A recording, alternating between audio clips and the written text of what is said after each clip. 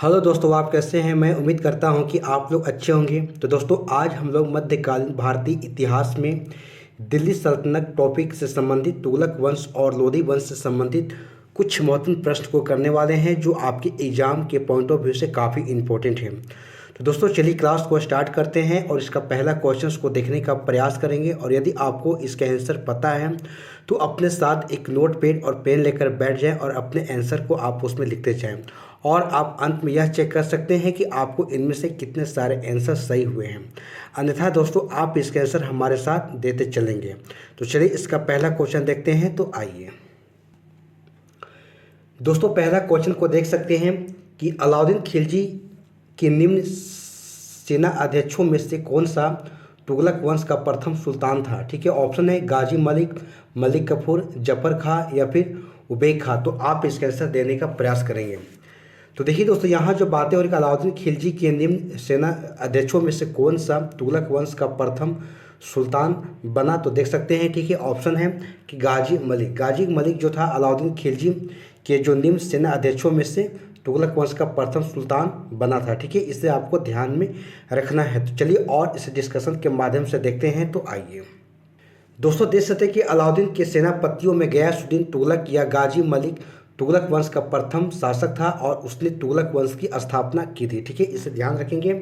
और गयासुद्दीन तुगलक जो अलाउद्दीन खिलजी के शासनकाल में कई महत्वपूर्ण अभियानों का अध्यक्ष तथा उसे दीपालपुर का राज्यपाल नियुक्ति किया गया था। ठीक है, और आगे देख सकते हैं कि 29 अवसरों पर उसने मंगोलों के विरुद्ध युद्ध किया और उन्हें भारत से बाहर खदेड़ा और इसलिए वह मलिक उल गाजी के नाम से प्रसिद्ध हुआ। ठीक है, इसे भी आपको ध्यान में रखना है। दोस्तों, देख सकते खुसरो जो शाह को समाप्त करके उसने दिल्ली के सिंहासन पर अधिकार कर लिया तथा 8 सितंबर 1320 को सुल्तान बन गया। ठीक है, इन सारे पॉइंट को आपको ध्यान रखना है जो आपके एग्जाम के पॉइंट ऑफ व्यू से काफ़ी इंपॉर्टेंट है। दोस्तों, आगे देख सकते हैं कि इसका एक जो नाम गाजी बेग तुगलक या गाजी तुगलक भी था और इसी कारण इतिहास में इसके उत्तराधिकारियों को भी तुगलक यानी कि पुकारा जाने लगा और उसका वंश तुगलक वंश कहलाया। ठीक है दोस्तों, तमाम जो फैक्ट है आपके एग्जाम के पॉइंट ऑफ व्यू से काफ़ी इंपॉर्टेंट है, इन सारे को आपको ध्यान में रखना है। ठीक है, तो चलिए और नेक्स्ट क्वेश्चन को देखते हैं। तो आइए दोस्तों, देख सकते हैं अगला क्वेश्चन, कृषि को समुन्नत करने के लिए नहर खुदवाने के संदर्भ में 13वीं शताब्दी का निम्नलिखित में पहला शासक होने का श्रेय किसे दिया जाता है। ठीक है, तो ऑप्शन है बलबन है, इल्तुतमिश है, गयासुद्दीन तुगलक है और रजिया बेगम है। तो आप इसके आंसर देने का प्रयास करेंगे। तो देखिए दोस्तों, यहाँ जो बातें हो रही कृषि को समुन्नत करने के लिए नहर खुदवाने के संदर्भ में 13वीं शताब्दी का देख सकते हैं कि गयासुद्दीन जो कि तुगलक पहला शासक होने का श्रेय इससे दिया जाता है। ठीक है, इसे आपको ध्यान में रखना है। तो चलिए और इस डिस्कशन के माध्यम से देखते हैं। तो आइए दोस्तों, देख सकते हैं तुगलक वंश की स्थापना गयासुद्दीन तुगलक ने की थी और गयासुद्दीन तुगलक ने कृषकों की स्थिति में सुधार के लिए अनेक प्रयास किए। ठीक है, और उसमें देख सकते हैं मुकदम यानी कि तथा खोतों उनके जो कि पुराने अधिकार लौटा दिए। ठीक है, देख सकते हैं गयासुद्दीन ने लगान निश्चित करने में बटाई का प्रयोग फिर से आरंभ कर दिया। ठीक है, और ऋणों की वसूली को बंद करवा दिया और भू राजस्व की दर को 1/3 किया तथा सिंचाई के लिए नहरों का निर्माण इन्होंने करवाया था। ठीक है, इसे ध्यान रखेंगे। सिंचाई हेतु नहर का निर्माण कराने वाला गयासुद्दीन पहला शासक था। दोस्तों, यहाँ से काफ़ी तमाम क्वेश्चंस बार बार एग्जाम्स में पूछे जाते हैं, इससे आपको ध्यान में रखना है। तो चलिए और नेक्स्ट क्वेश्चन को देखते हैं। तो आइए दोस्तों, देख सकते किस वंश के सुल्तानों ने सबसे अधिक समय तक देश में राज्य किया। ठीक है, तो ऑप्शन है खिलजी वंश है, लोधी वंश है, तुगलक वंश है और दास वंश है। तो इसे आपको बताने की प्रयास करना है। तो देखिए दोस्तों, यहाँ जो बातें हो रही किस वंश के सुल्तानों ने सबसे अधिक समय तक देश में राज किया, तो देख सकते हैं कि दास जो कि यानी कि तुगलक वंश या लोधी वंश या खिलजी वंश। तो आप इसका आंसर बताने के प्रयास करेंगे। तो देखिए दोस्तों, यहाँ जो बातें तुगलक वंश के बारे में जो कि सबसे अधिक समय तक देश में राज किए थे। ठीक है, इसे आपको ध्यान में रखना है। तो चलिए और डिस्कशन के माध्यम से देखते हैं। तो आइए दोस्तों, यहाँ देख सकते गुलाम वंश के सुल्तानों में देख सकते कि 1206 से लेकर 1290 तक शासन किया। गुलाम वंश की बातें हो रही है। ठीक है, उसके बाद देख सकते खिलजी वंश जो कि 1290 से लेकर 1320 ईस्वी तक शासन किया। उसके बाद देख सकते कि लोधी वंश के शासकों ने 1451 से लेकर 1526 ईस्वी तक शासन किया। उसका तुगलक वंश के शासकों देख सकते हैं कि 1320 से लेकर 1412 ईस्वी तक शासन किया। यानी इस प्रकार से देख सकते हैं कि तुगलक वंश का शासन सबसे जो कि दीर्घकालिक था। ठीक है, तो इन सारे फैक्ट को आपको ध्यान रखना है, यहाँ से क्वेश्चन एग्जाम्स में पूछे जाते हैं। ठीक है, तो चलिए और नेक्स्ट क्वेश्चन को देखते हैं। तो आइए दोस्तों, देख सकते नेक्स्ट क्वेश्चन, दिल्ली सल्तनत का सर्वाधिक जो कि विद्वान शासक जो कि खगोल शास्त्र, गणित एवं आयुर्वेद सहित अनेक जो कि विद्याओं में माहिर था। ठीक है, तो ऑप्शन है इल्तुतमिश है, अलाउद्दीन खिलजी है, मोहम्मद बिन तुगलक है या फिर सिकंदर लोदी है। तो आप इसके आंसर बताने के प्रयास करेंगे। तो देखिए दोस्तों, यहाँ जो बातें हो रही है कि दिल्ली सल्तनत का सर्वाधिक विद्वान शासक कौन था, तो देख सकते हैं कि मोहम्मद बिन तुगलक था, और जो कि खगोल शास्त्र, गणित एवं आयुर्विज्ञान सहित अनेक विद्याओं में यह माहिर था। ठीक है, इस बात को आपको ध्यान में रखना है। तो चलिए और इसे डिस्कशन के माध्यम से देखते हैं। तो आइए दोस्तों, जैसे कि दिल्ली सल्तनत के सभी सुल्तानों में मोहम्मद बिन तुगलक यानी कि 1325 से लेकर 1351 तक सर्वाधिक विद्वान एवं शिक्षित शासक था, और वह खगोल शास्त्र, गणित एवं विज्ञान सहित अनेक विद्याओं में निपुण था। ठीक है दोस्तों, इस बात को आपको ध्यान में रखनी है, जो यहाँ से क्वेश्चन एग्जाम्स में आपकी बनने की पूरी संभावना होती है। तो चलिए और नेक्स्ट क्वेश्चन को देखते हैं। तो आइए दोस्तों, देख सकते हैं कि आमिर एक को ही एक नया विभाग की सुल्तान के द्वारा शुरू किया गया था। ठीक है, तो ऑप्शन है कि अलाउद्दीन खिलजी है, फिरोज शाह तुगलक है, मोहम्मद बिन तुगलक है या फिर सिकंदर लोदी है। तो आप इसका आंसर देने के प्रयास करेंगे। तो देखिए दोस्तों, आमिर एक को ही एक नया जो कि विभाग जो कि देख सकते हैं कि मोहम्मद बिन तुगलक के द्वारा इसे शुरू किया गया था। ठीक है, इसे आपको ध्यान में रखना है। तो चलिए और इस डिस्कशन के माध्यम से देखते हैं। तो आइए दोस्तों, देख सकते हैं कि मोहम्मद बिन तुगलक ने कृषि की उन्नति के लिए एक नए विभाग यानी कि दीवान ए आमिर एक कोही की स्थापना की थी। ठीक है, और इस विभाग का जो मुख्य कार्य कृषकों को प्रत्यक्ष सहायता देकर अधिक भूमि कृषि कार्य के अधीन लाना था। ठीक है, आगे देख सकते हैं कि 60 जो कि वर्ग मील की भूमि का एक लंबा यानी कि टुकड़ा इस कार्य के लिए चुना गया। ठीक है, और भूमि पर कृषि सुधार किए गए और फसल चक्र की अनुरूप हेर फेर के साथ विभिन्न फसलों की खेती की गई। ठीक है दोस्तों, ये तमाम फैक्ट आपके लिए काफ़ी इंपॉर्टेंट है, इस सारे फैक्ट को आपको ध्यान में रखना है। ठीक है, तो चलिए और नेक्स्ट क्वेश्चन को देखते हैं। तो आइए दोस्तों, देख सकते हैं कि मोहम्मद बिन तुगलक अपनी राजधानी दिल्ली से ले गया। ठीक है, कहाँ ले गया, तो ऑप्शन है कि दौलताबाद ले गया, कालिंजर ले गया, कनौज या फिर लाहौर। तो आप इसके आंसर बताने के प्रयास करेंगे।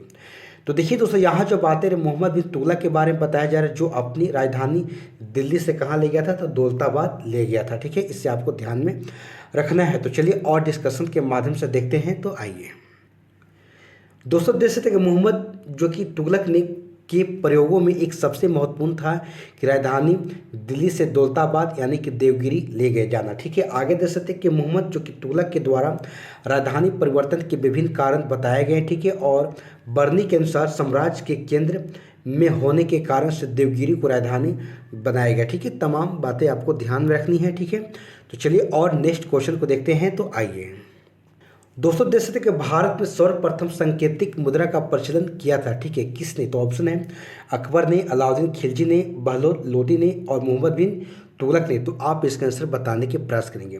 तो देखिए दोस्तों, भारत में सर्वप्रथम सांकेतिक मुद्रा के जो प्रचलन करने वाला कोई शासक था तो मोहम्मद बिन तुगलक था। ठीक है, इससे आपको ध्यान रखना है। दोस्तों, जो भी मैं क्वेश्चंस करा रहा हूँ, इस सारे क्वेश्चंस आपके एग्जाम के पॉइंट ऑफ व्यू से काफ़ी इंपॉर्टेंट है, और इन सारे क्वेश्चंस बार बार एग्जाम्स में पूछे जाते हैं। ठीक है, तो चलिए और इस क्वेश्चंस का हम डिस्कशन के माध्यम से देखते हैं। तो आइए दोस्तों, देख सकते हैं कि मोहम्मद जो कि तुगलक ने अपने समय में विभिन्न प्रकार के सिक्के चलाए और उन सभी का उचित मूल्य निश्चित किया, परंतु सांकेतिक मुद्रा का प्रचलन उसकी एक जो कि विशिष्टता रही। ठीक है, आगे देख सकते हैं कि बर्नी के कथानुसार खजानों में चांदी की कमी और साम्राज्य जो कि विस्तार की नीति को कार्य रूप में परिणत करने की वजह से मोहम्मद बिन तुगलक को सांकेतिक मुद्रा चलानी पड़ी। ठीक है, तमाम बातें को ध्यान रखेंगे।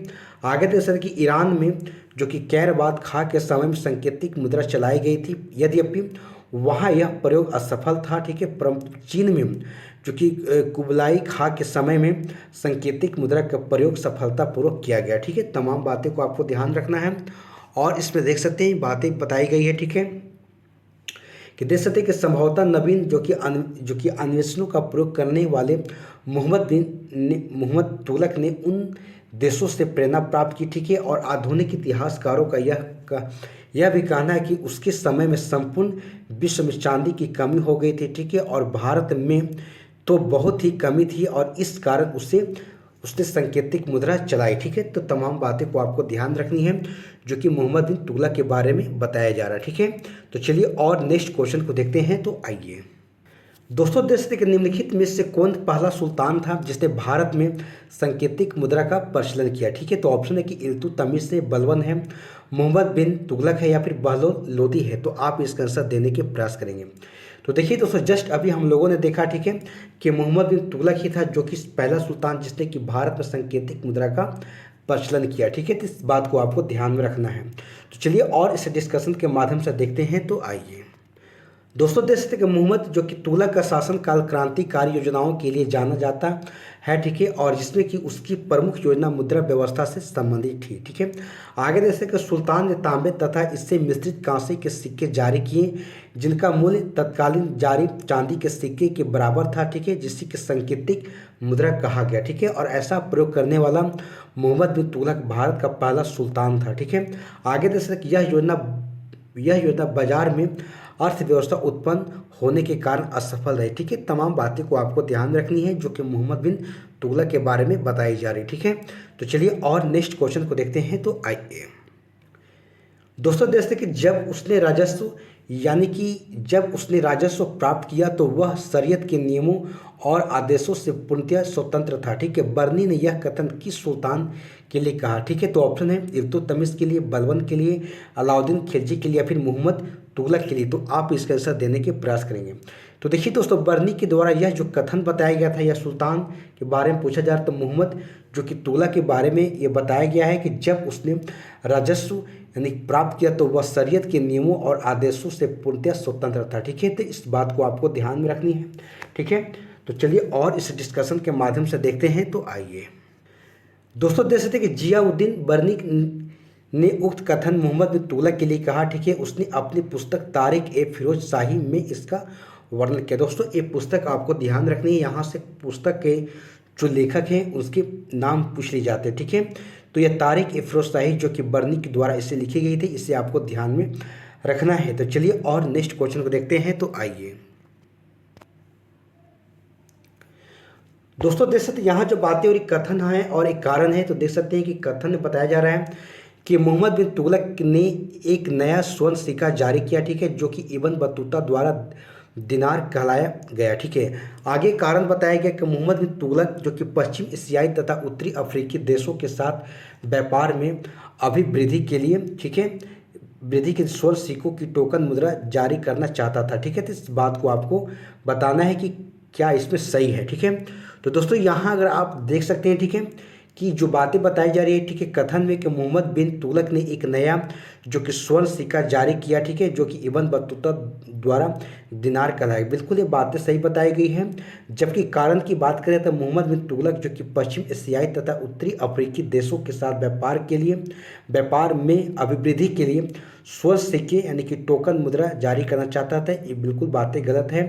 तो इस प्रकार से आपको जो है ऑप्शन अगर सी की बात करें तो इसमें ए यानी कथन सही है और यहाँ पर आर यानी कि जो कारण है यहाँ पर गलत है, ठीक है। इसे आपको ध्यान में रखना है। तो चलिए और इस डिस्कशन के माध्यम से देखते हैं। तो आइए दोस्तों, देख सकते हैं कि मोहम्मद बिन तुगलक के द्वारा जारी स्वर्ण कि सिक्के को इब्न बतूता यानी कि मोरक्को यात्री जो कि इब्न बतूता मोरक्को यात्री थे द्वारा दिनार की संज्ञा दी गई थी, ठीक है। और देख सकते हैं कि मोहम्मद बिन तुगलक अपनी सैन्य शक्ति में अभिवृद्धि के लिए तांबे के सिक्के की टोकन मुद्रा जारी करना चाहता था, ना कि पश्चिमी एशियाई देशों तथा उत्तरी अफ्रीकी देशों के साथ व्यापार के स्वर्ण जो कि का टोकन मुद्रा, ठीक है। तो तमाम बातें को आपको ध्यान रखनी है, यहाँ से क्वेश्चन एग्जाम्स में बराबर पूछे जाते हैं, ठीक है।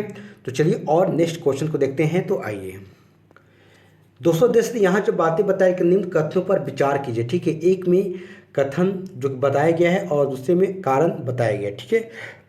तो आप देख सकते कथन जो बातें बताई जा रही है कि मोहम्मद तुगलक की प्रत्येक मुद्रा योजना असफल सिद्ध हुई, ठीक है। और कारण बताया जा रहा है कि मोहम्मद तुगलक का मुद्रा निर्गमन पर उचित नियंत्रण नहीं था, ठीक है। तो आपको सही उत्तर का चयन नीचे दिए कोड के माध्यम से देना है। तो आप इसका आंसर देने का प्रयास करेंगे। तो देखिए दोस्तों, यहाँ जो बातें हो रही, ठीक है, कथन एक में जो बताया जा रहा है कि मोहम्मद तुगलक की प्रतीक मुद्रा योजना असफल सिद्ध हुई, बिल्कुल सही है। और कारण की बात करते हैं, मोहम्मद तुगलक का मुद्रा निर्गमन पर उचित नियंत्रण नहीं था। ठीक है दोस्तों, यहाँ पर जो कथन और कारण दोनों सही है, और जो कारण जो है यहाँ पर कथन की व्याख्या कर रहा है। ठीक है, तो इस प्रकार से ऑप्शन अगर ए की बात करें यहाँ पर तो सही है। ठीक है, तो चलिए और इस डिस्कशन के माध्यम से देखते हैं। तो आइए दोस्तों, यहाँ पर देख सकते हैं कि बर्नी और मोहम्मद तुगलक की 5 मुख्य योजनाओं का विशेष रूप से उल्लेख करता है। ठीक है, देख सकते हैं कि द्वाब में कर की वृद्धि, उसका देवगिरी को राजधानी बनाना, उसके बाद सांकेतिक मुद्रा जारी करना, और खुरासान पर आक्रमण, उसके बाद कराचिल की और अभियान। ठीक है दोस्तों, ये तमाम बातें आपको ध्यान रखनी है।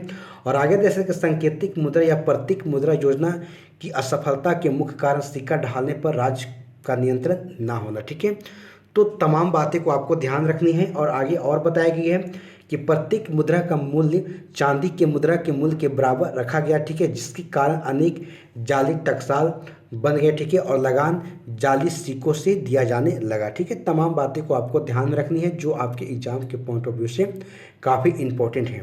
तो चलिए और नेक्स्ट क्वेश्चन को देखते हैं। तो आइए दोस्तों, देख सकते हैं कि मूर देश का यात्री यानी कि इब्न जो कि बतूता किसके शासनकाल में भारत आया। ठीक है, तो ऑप्शन है कि मोहम्मद बिन तुगलक, बाबर, अकबर और महमूद गजनी। तो आप इसका आंसर देने के प्रयास करेंगे। तो देखिए दोस्तों, यहाँ जो बातें रही, मूर यात्री यानी कि मोरको यात्री जो देश के यात्री इब्न बतूता, देख सकते हैं कि मोहम्मद बिन तुगलक के शासनकाल में भारत आया। ठीक है, तो इस बात को आपको ध्यान में रखना है। तो चलिए और इस डिस्कशन के माध्यम से देखते हैं। तो आइए दोस्तों, देख सकते इब्न बतूता यानी कि 1333 लेकर 1347 ईस्वी यानी कि एक मोरको मूल का अफ्रीकी यात्री था। ठीक है, और यह मोहम्मद बिन तुगलक के कार्यकाल यानी कि 1325 लेकर 1351 ईस्वी में भारत आया। ठीक है, और देख सकते हैं कि मोहम्मद बिन तुगलक ने इसे दिल्ली का गाजी नियुक्त किया था। ठीक है दोस्तों, तमाम बातें यहाँ से पूछे जाते हैं एग्जाम में, इन सारे फैक्ट को आपको ध्यान में रखनी है। तो चलिए और हम लोग नेक्स्ट क्वेश्चन को देखते हैं। तो आइए दोस्तों, देख सकते किसने सल्तनत काल में डाक व्यवस्था का विस्तृत विवरण दिया। ठीक है, तो ऑप्शन है कि आमिर खुसरो है, इब्न बतूता है, सुल्तान फिरोज शाह है, या फिर जियाउद्दीन बर्नी है। तो आप इसका आंसर देने के प्रयास करेंगे।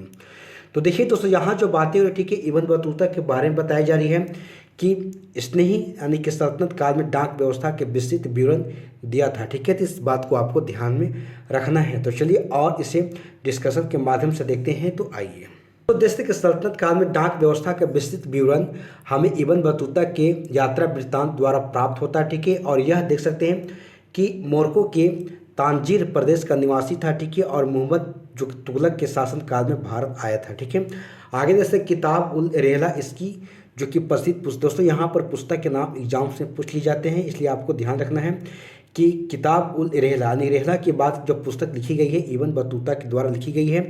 ठीक है, और किस देश से, तब मोरक्को देश का एक यात्री था। ठीक है, इसे आपको ध्यान में रखना है। ठीक है, तो चलिए और नेक्स्ट क्वेश्चन को देखते हैं। तो आइए दोस्तों, देश से कश्मीर घाटी के अंतिम मुस्लिम शासक यूसुफ शाह चक जिसे मुगल सम्राट अकबर द्वारा बिहार में निर्वासित किया गया था। ठीक है, दफन है कहाँ दफन, तो ऑप्शन दे सकते हैं कि पाटलिपुत्र में, राजगीर में, मुंगेर में, या फिर नालंदा में, या फिर उपयुक्त में से कोई नहीं, या फिर उपयुक्त में से एक से अधिक। तो आप इसका आंसर देने के प्रयास करेंगे। तो देखिए दोस्तों, यहाँ जो बात है कश्मीर घाटी के अंतिम मुस्लिम शासक यूसुफ शाह चक जिसे मुगल सम्राट अकबर द्वारा बिहार में इसे निर्वासित किया गया था, और इसे देख सकते हैं कि नालंदा में से दफन किया गया। ठीक है, इस बात को आपको ध्यान में रखना है। ठीक है, तो चलिए और इस डिस्कशन के माध्यम से देखते हैं। तो आइए दोस्तों, यहाँ पर देख सकते कश्मीर घाटी के अंतिम जो कि मुगल शासक यूसुफ शाह चक को मुगल सम्राट अकबर के द्वारा निर्वासित किया गया था, और निर्वासन के दौरान यूसुफ शाह चक की मृत्यु जो कि 1592 ईस्वी में बिहार में हुई। ठीक है, और जिसे नालंदा में दफनाया गया। दोस्तों काफ़ी इंपॉर्टेंट क्वेश्चन है, यहाँ से क्वेश्चंस एग्जाम्स में पूछे जाते हैं। ठीक है, इसे आपको ध्यान में रखना है। तो चलिए और इससे नेक्स्ट क्वेश्चन देखते हैं। तो आइए दोस्तों, देख सकते हैं होली त्यौहार के सार्वजनिक उत्सव में भाग लेने वाला दिल्ली का प्रथम सुल्तान कौन था। ठीक है, तो ऑप्शन है कि फिरोज शाह तुगलक, मोहम्मद बिन तुगलक, सिकंदर लोदी, या फिर इब्राहिम लोदी। तो आप इसका आंसर देने के प्रयास करेंगे। तो देखिए दोस्तों, यहाँ जो बातें रही तमाम बातें मोहम्मद बिन तुगलक के बारे में बताया जा रहा है, ठीक है, जो कि होली त्योहारों के सार्वजनिक उत्सव में भाग लेने वाला दिल्ली का प्रथम सुल्तान था, ठीक है। इस बात को ध्यान में रखना है। तो चलिए और इसे डिस्कशन के माध्यम से देख लेते हैं। तो आइए दोस्तों, जैसे कि दिल्ली के सुल्तानों में मोहम्मद बिन जो कि तुगलक प्रथम सुल्तान था, जो कि हिंदुओं के त्योहारों और मुख्यतः होली में भाग लेता था, ठीक है दोस्तों। इस तमाम फैक्ट को आपको ध्यान में रखनी है, यहाँ से एग्जाम्स में क्वेश्चंस पूछे जाते हैं। तो चलिए और नेक्स्ट क्वेश्चन को देखते हैं। तो आइए दोस्तों, जैसे कि दिल्ली के किस मुस्लिम शासक के निधन पर एक इतिहासकार ने कहा राजा को प्रजा से मुक्ति मिली और वह उन्हें राजा से, ठीक है। तो ऑप्शन एक बलबन है, मोहम्मद बिन तुगलक है, अलाउद्दीन खिलजी है या फिर शेर शाह है। तो आप इसके आंसर देने के प्रयास करेंगे। तो देखिए दोस्तों, तमाम जो बातें बताई जा रही है मोहम्मद बिन तुगलक के बारे में बताई जा रही है, और जिसमें बताया जा रहा है कि एक इतिहासकार के द्वारा कहा गया कि राजा को प्रजा से मुक्ति मिली और वह उन्हें राजा से, ठीक है। तो इस बात को आपको ध्यान में रखना है, जो कि मोहम्मद बिन तुगलक के बारे में कहा जा रहा है। तो चलिए और इसे डिस्कशन के माध्यम से देखते हैं। तो आइए दोस्तों, देख सकते हैं कि मोहम्मद बिन तुगलक जो कि जब दौलताबाद में था तभी तागी के नेतृत्व गुजरात में एक विद्रोह हुआ, ठीक है, और सुल्तान स्वयं इस विद्रोह को दबाने के लिए गुजरात गया, ठीक है, और तागी पराजित हुआ और भाग कर सिंध चला गया, ठीक है। आगे देख सकते हैं कि सुल्तान जो गुजरात में शांति व्यवस्था स्थापित कर तागी को समाप्त करने के लिए सिंध की ओर रवाना हुआ, ठीक। आगे देख सकते हैं कि मार्ग में सुल्तान बीमार पड़ा था, ठीक है, और जो कि थट्टा के निकट 20 मार्च 1351 को उसकी मृत्यु हो गई, ठीक है। उसने देख सकते हैं कि उसके निधन पर बदायूनी ने लिखा है कि सुल्तान को उसकी प्रजा से और प्रजा को उसे सुल्तान से मुक्ति मिल गई, ठीक है दोस्तों। काफ़ी इंपॉर्टेंट ये बातें लिखी गई है बदायूनी के द्वारा, तो इस बात को आपको ध्यान में रखना है, ठीक है। तो चलिए और नेक्स्ट क्वेश्चन को देखते हैं। तो आइए दोस्तों, देख सकते हैं कि 17 नंबर क्वेश्चन के निम्नलिखित में से किस सुल्तान ने बेरोजगारों को रोजगार दिलवाया, ठीक है। तो ऑप्शन है कि अलाउद्दीन खिलजी है, मोहम्मद बिन तुगलक है, शेर शाह सूरी है या फिरोज शाह तुगलक है। तो आप इसका आंसर देने के प्रयास करेंगे। तो देखिए दोस्तों, यहाँ जो बातें बताई जा रही है कि निम्नलिखित में से किस सुल्तान ने बेरोजगारों को रोजगार दिलवाया था, ठीक है। तो इसे फिरोज शाह तुगलक के द्वारा इसे दिलाया गया था, ठीक है। इस बात को आपको ध्यान में रखना है। तो चलिए और इस डिस्कशन के माध्यम से देखते हैं। तो आइए दोस्तों, देख सकते कि फिरोज शाह तुगलक ने सामान्य लोगों की भलाई के लिए कुछ उपकार के लिए कार्य किया, ठीक है। देख सकते हैं कि नियुक्ति के लिए एक दफ्तर यानी कि रोजगार दफ्तर खोलकर तथा प्रत्येक मनुष्य के गुण एवं योग्यता की पूरी जांच पड़ताल के बाद यथासंभव अधिक से अधिक लोगों की नियुक्ति देकर उसे बेकारी यानी कि बेरोजगारी की समस्या को हल करने का प्रयास किया, ठीक है दोस्तों। तमाम जो फैक्ट काफ़ी इंपॉर्टेंट है, इन सारे फैक्ट को आपको ध्यान में रखना है। तो चलिए और नेक्स्ट क्वेश्चन को देखते हैं। तो आइए दोस्तों, देख सकते कि दिल्ली का सुल्तान जो कि दान दक्षिणा के बारे में काफ़ी ध्यान रखता था, ठीक है, और इसके लिए एक विभाग यानी कि दीवान ए खैरात स्थापित किया, और वह था कौन था भाई? देख सकते हैं इल्तुतमिश थे, फिरोज शाह तुगलक है, गयासुद्दीन शाह या फिर बहलोल लोदी है। तो आप इसका आंसर देने के प्रयास करेंगे।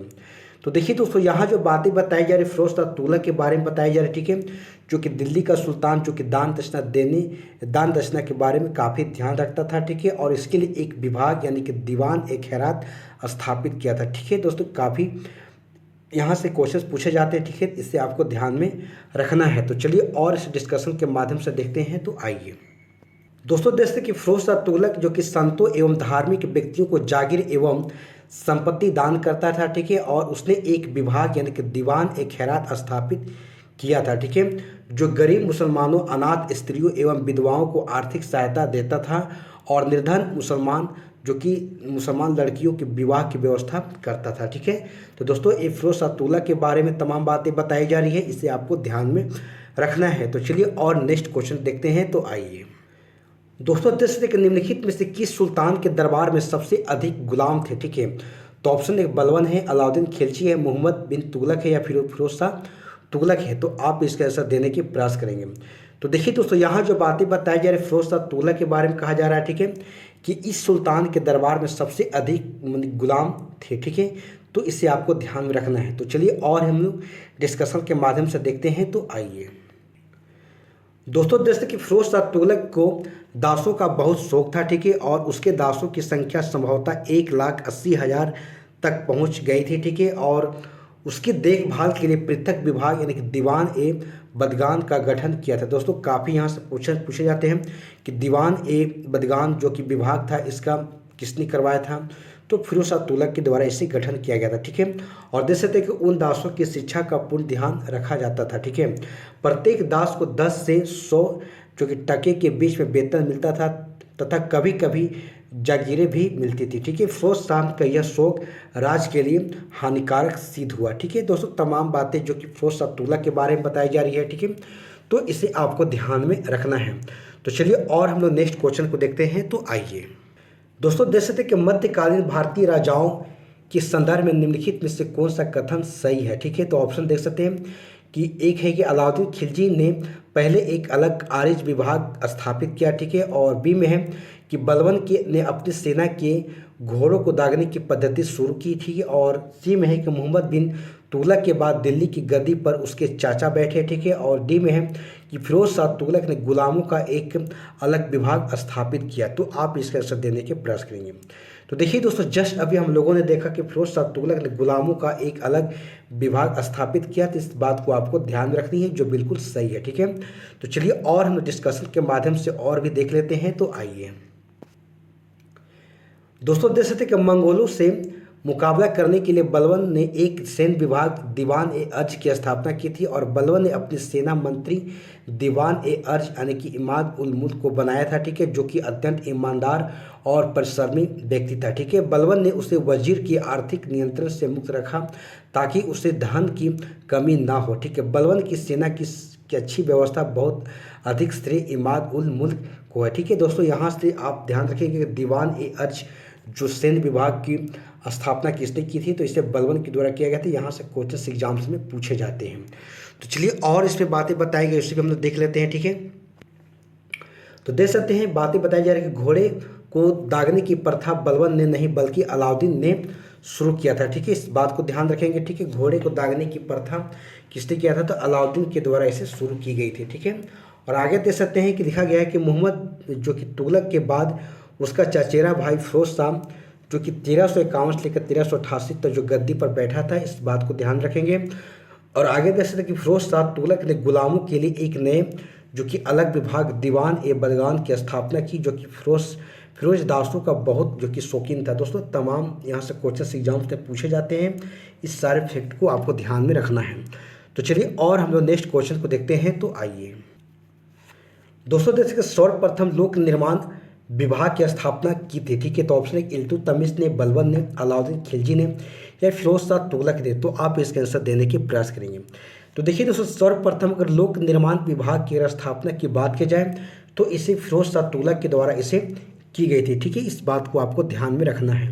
तो चलिए और इसे डिस्कशन के माध्यम से देख लेते हैं। तो आइए दोस्तों, यहाँ देख सकते हैं कि सल्तनत काल में सर्वप्रथम फिरोज शाह तुगलक ने ही लोक निर्माण विभाग की स्थापना की थी, और कहा जाता है कि फिरोज ने 300 नवीन नगरों का निर्माण कराया। ठीक है, और आगे देख सकते हैं कि उसके द्वारा बसाए जो नगरों में फतेहाबाद, हिसार, फिरोजपुर, जौनपुर और फिरोजाबाद प्रमुख थे। ठीक है, तमाम ध्यान रखेंगे। और आगे देख सकते हैं कि अपने बंगाल अभियान के दौरान उसने इकदाला का नया नाम जो कि आज़ादपुर तथा पंडुआ का नया नाम जो कि फिरोजाबाद रखा। ठीक है, देख सकते हैं तमाम जो फैक्ट काफ़ी इंपॉर्टेंट है, इस सारे को आपको ध्यान रखने हैं।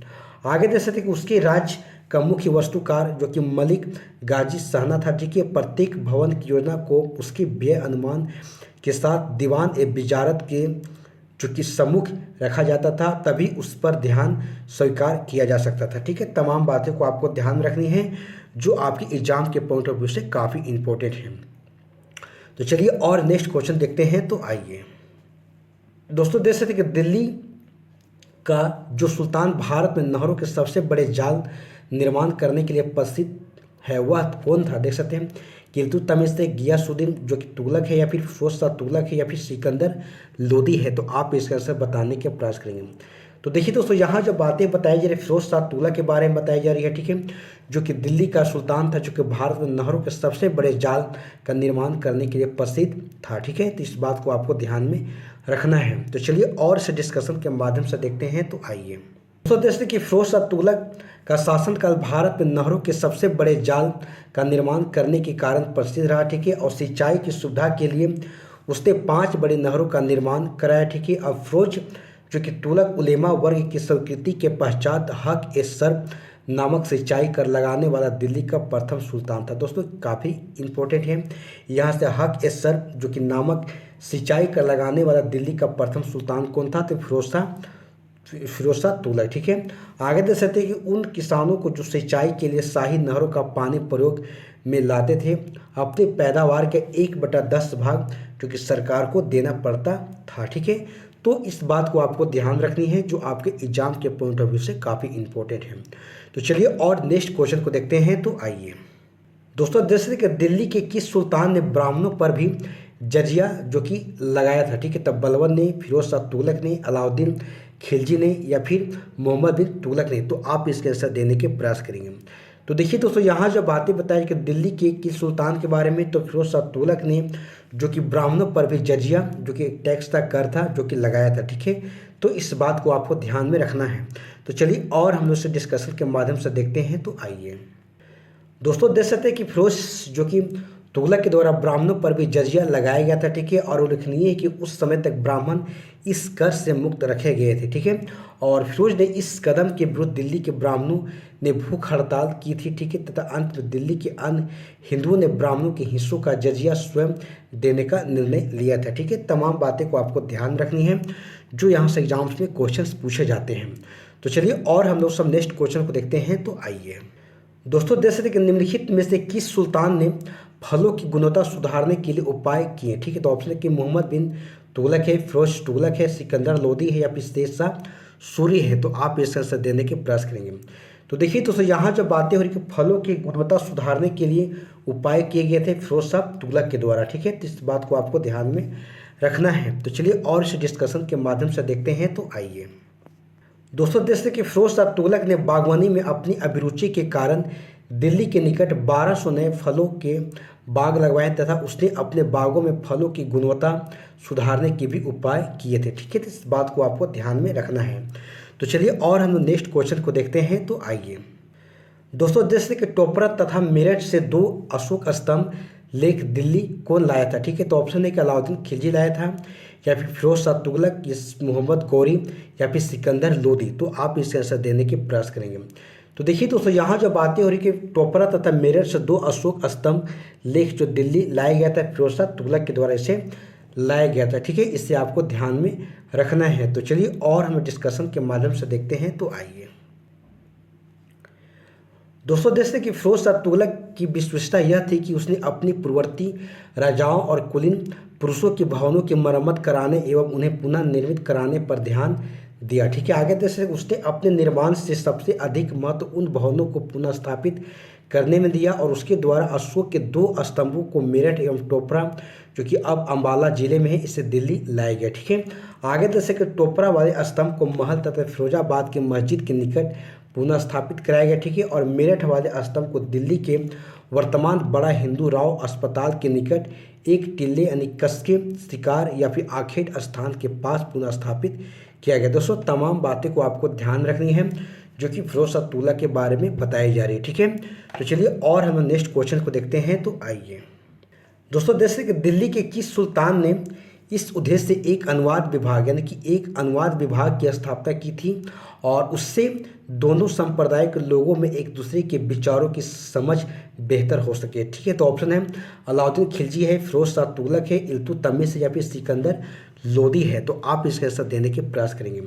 तो देखिए दोस्तों तमाम बातें जो है अनुवाद विभाग की स्थापना जो कराया गया था। ठीक है, इसे फिरोज शाह तुगलक के द्वारा इसे कराया गया था। ठीक है, तो इस बात को आपको ध्यान रखनी है। ठीक है, तो चलिए और इससे डिस्कशन के माध्यम से देखते हैं। तो आइए दोस्तों, यहाँ जैसे कि दिल्ली के सुल्तान फिरोज जो कि तुगलक ने एक अनुवाद विभाग की स्थापना की थी और जिससे कि उससे हिंदू एवं मुस्लिम दोनों संप्रदाय के लोगों में एक दूसरे के विचारों की समझ बेहतर हो सके। ठीक है, आगे जैसे उसने कुछ संस्कृत ग्रंथों का फारसी में भी अनुवाद करवाया था। ठीक है दोस्तों, तमाम बातें को आपको ध्यान में रखना है। तो चलिए और हम नेक्स्ट क्वेश्चन को देखते हैं। तो आइए दोस्तों, जैसे कि राज्य के खर्च पर हज की यात्रा जो हज की व्यवस्था करने वाला पहला भारतीय शासक था। ठीक है, तो ऑप्शन है कि अलाउद्दीन खिलजी है, फिरोज तुगलक है, अकबर है या फिर औरंगजेब है। तो आप इसका आंसर देने के प्रयास करेंगे। तो देखिए दोस्तों, राज्य के खर्च पर हज की व्यवस्था करने वाला पहला जो भारतीय शासक कौन था, तो फिरोज तुगलक के बारे में बताया जा रहा है। ठीक है, तो इस बात को आपको ध्यान में रखना है। तो चलिए और से डिस्कशन के माध्यम से देखते हैं। तो आइए दोस्तों, देश के राज्य के खर्च पर हज की व्यवस्था करने वाला जो कि पहला भारतीय जो कि शासक फिरोज तुगलक था। ठीक है, और उसने दारुल सफा नामक एक खैराती अस्पताल की स्थापना भी की, और उससे कुशल हकीम और उसमें क्या हो, कुशल हकीम को रखे। ठीक है, तमाम बातें को आपको ध्यान में रखना है। तो चलिए और हम नेक्स्ट क्वेश्चन को देखते हैं। तो आइए दोस्तों, जैसे कि दिल्ली सल्तनत के तुगलक वंश का अंतिम शासक निम्नलिखित में से कौन था। ठीक है, तो ऑप्शन है कि फिरोज तुगलक है, गियास उद जो कि दिन तुगलक शाह द्वितीय है, या फिर नासिर उद्दीन महमूद है, या फिर नुसरत शाह है। तो आप इसका आंसर बताने के प्रयास करेंगे।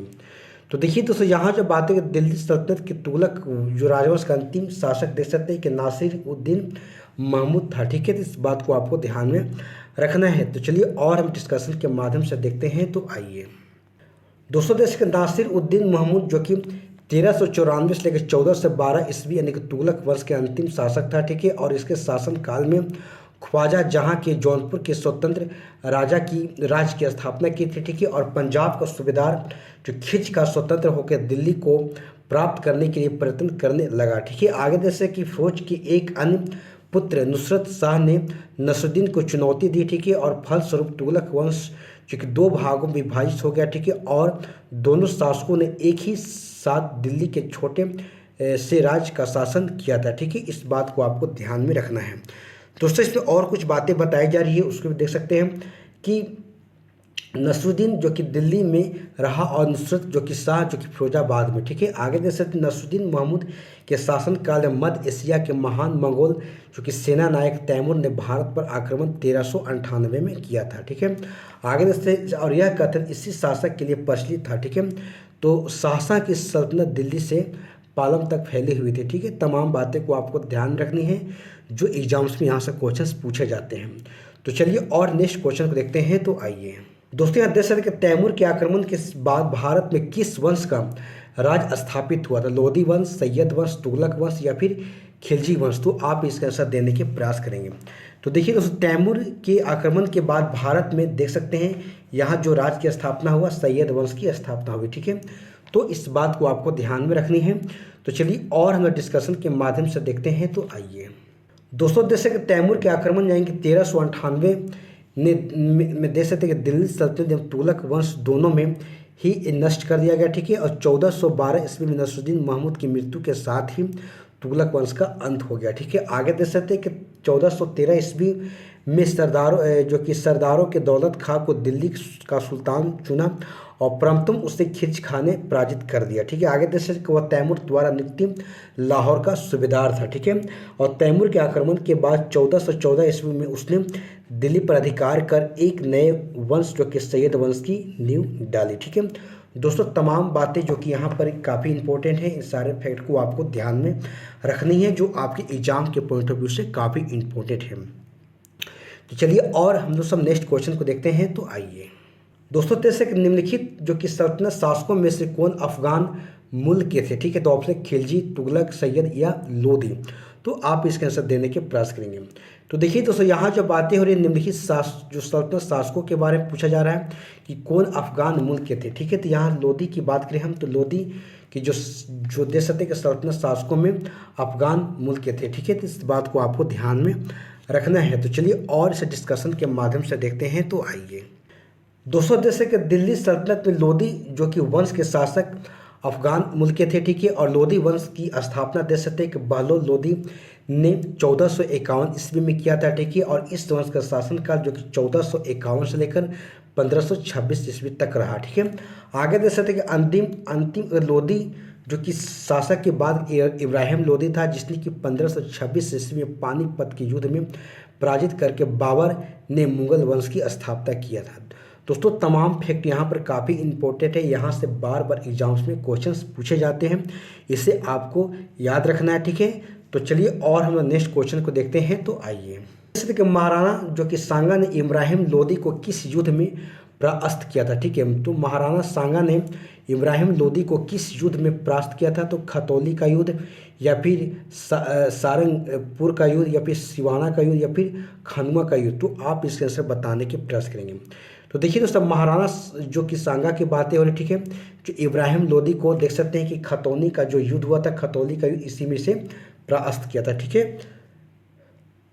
तो इसे आपको ध्यान में रखना है। तो चलिए और इस डिस्कशन के माध्यम से देखते हैं। तो आइए दोस्तों, देख सकते हैं कि 1518 ईस्वी महाराणा जो कि सांगा और इब्राहिम लोदी के मध्य जो कि खतौली का युद्ध हुआ, ठीक है, और इस युद्ध में इब्राहिम लोदी पराजित हो गया, ठीक है। इस बात को आपको ध्यान रखनी है, यहाँ से कोचिंग एग्जाम्स में पूछे जाते हैं, ठीक है। तो चलिए और हम लोग नेक्स्ट क्वेश्चन को देखते हैं। तो आइए दोस्तों, जैसे कि निम्नलिखित में से किस सुल्तान ने एक नगर बसाया जहां अब आगरा है? ठीक है, तो देख सकते हैं मोहम्मद बिन तुगलक है, फिरोज तुगलक है, बहलोल लोदी है, फिर सिकंदर लोदी है। तो आप इसे आंसर देने के प्रयास करेंगे। तो देखिए दोस्तों, ये तमाम बातें जो सिकंदर लोदी के बारे में बताया जा रहा है, ठीक है, कि एक नगर बसाया जहां अब आगरा, यानी आगरा शहर को बसाने वाला कौन था? तो सिकंदर लोदी था, ठीक है। इस बात को आपको ध्यान में रखना है, यहाँ से क्वेश्चन तमाम बार बार एग्जाम्स में पूछे जाते हैं। तो चलिए और इस डिस्कशन के माध्यम से देखते हैं। तो आइए दोस्तों, देख सकते कि 1504 ईस्वी में सिकंदर लोदी ने राजस्थान के शासकों पर नियंत्रण के दृष्टि से यमुना नदी के किनारे आगरा नामक नवीन नगर बसाया, ठीक है, और जो इसे अपनी राजधानी बनाया। आगे जैसे उसने कृषि और व्यापार की उन्नति के लिए प्रयत्न किया, ठीक है, और नाप का पैमाना गज ए सिकंदरी उसी के समय में आरंभ किया गया, ठीक है। और वह देख सकते हैं कि गुलरुखी उपनाम से कविताएं लिखता था। देखते दोस्तों, काफ़ी इंपॉर्टेंट है, गुलरुखी जो कि नाम उपनाम से कविताएं कौन लिखता था? तो तमाम बातें सिकंदर लोदी के बारे में बताया जा रहा है। यहाँ से क्वेश्चन एग्जाम्स में बार बार पूछे जाते हैं, इससे आपको ध्यान में रखना है, ठीक है।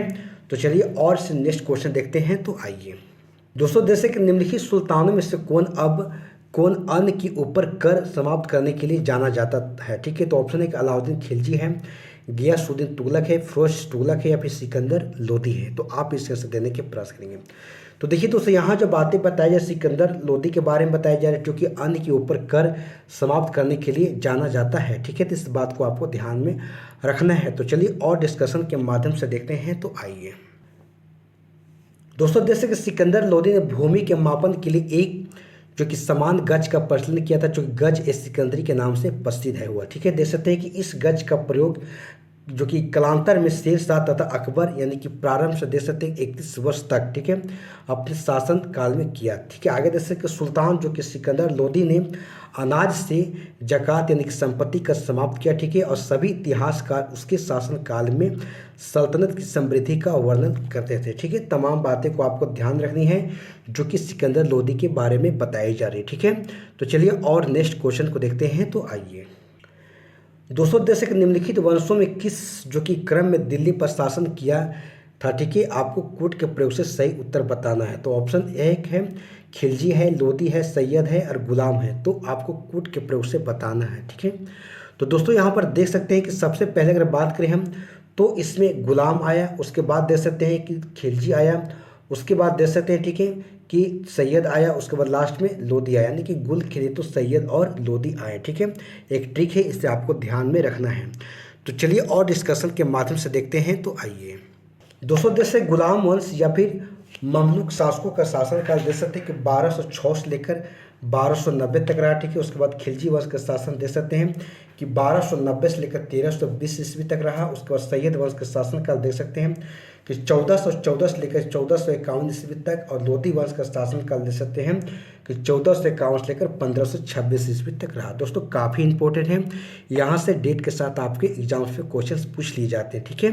तो चलिए और नेक्स्ट क्वेश्चन को देखते हैं। तो आइए दोस्तों, जैसे इनमें से कौन गुलाम वंश का नहीं था, ठीक है, तब बलबन, इल्तुतमिश, कुतुब ऐबक या फिर इब्राहिम लोदी। तो आप इसका आंसर देने के प्रयास करेंगे। तो देखिए दोस्तों, यहाँ जो बात है गुलाम वंश का नहीं था, तो यहाँ पर इब्राहिम लोदी की बात करें हम तो लोदी वंश का था, देख सकते हैं, ठीक है। तो यहाँ पर गुलाम वंश का नहीं था, इसे आपको ध्यान में रखना है। तो चलिए और हम लोग सब यहाँ पर डिस्कशन के माध्यम से देखते हैं। तो आइए जैसे कि 1206 से लेकर जो कि 1290 ईस्वी तक मध्य दिल्ली सल्तनत के सुल्तान गुलाम वंश के सुल्तानों के नाम से विख्यात हुए, ठीक है। और देख सकते हैं इस दौरान में कुतुब ऐबक जो कि 1206 से 1210 ईस्वी तक रहा, ठीक है। और इल्तुतमिश की बात करें हम तो 1211 से लेकर 1236 ईस्वी तक रहा, और बलबन की बात करें तो 1266 से लेकर 1286 ईस्वी तक रहा, जैसे महान शासकों ने शासन किया। जबकि इब्राहिम लोदी हो गया, लोदी वंश का शासक था और इसने 1517 से लेकर 1526 ईस्वी तक दिल्ली पर शासन किया था। ठीक है, तो इस बात को आपको ध्यान में रखना है।